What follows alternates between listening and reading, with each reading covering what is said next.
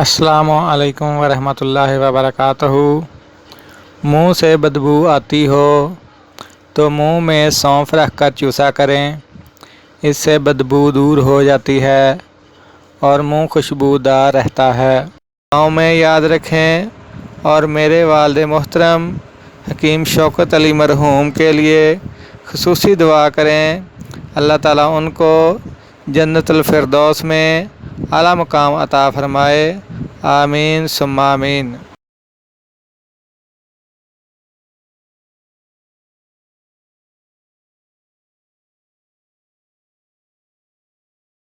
السلام علیکم ورحمۃ اللہ وبرکاتہ۔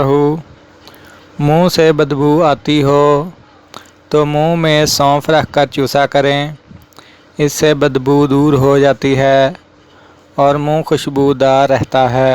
دعاؤں میں یاد رکھیں اور میرے والد محترم حکیم شوکت علی مرحوم کے لیے خصوصی دعا کریں، اللہ تعالیٰ ان کو جنت الفردوس میں اعلیٰ مقام عطا فرمائے، آمین ثم آمین۔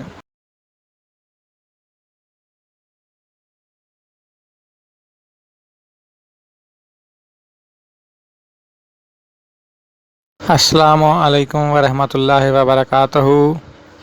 منہ سے بدبو آتی ہو تو منہ میں سونف رکھ کر چوسا کریں، اس سے بدبو دور ہو جاتی ہے اور منہ خوشبودار رہتا ہے۔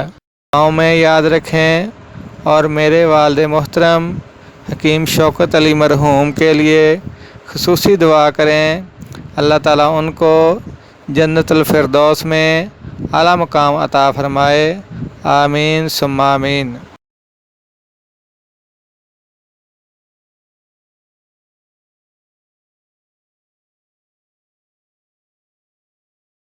السلام علیکم ورحمۃ اللہ وبرکاتہ۔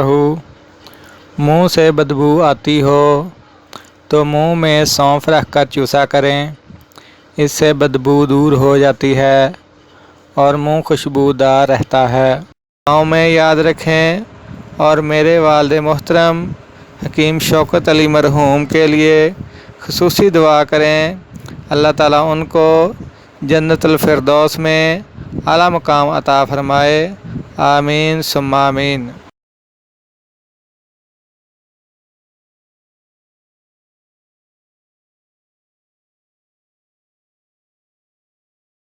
السلام علیکم ورحمۃ اللہ وبرکاتہ۔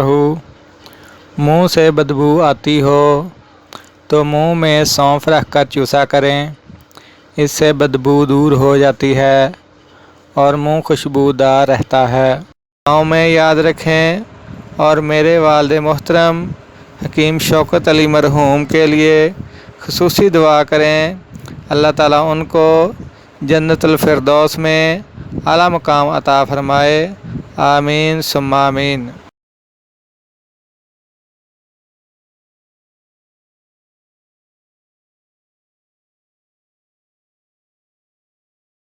السلام علیکم ورحمۃ اللہ وبرکاتہ۔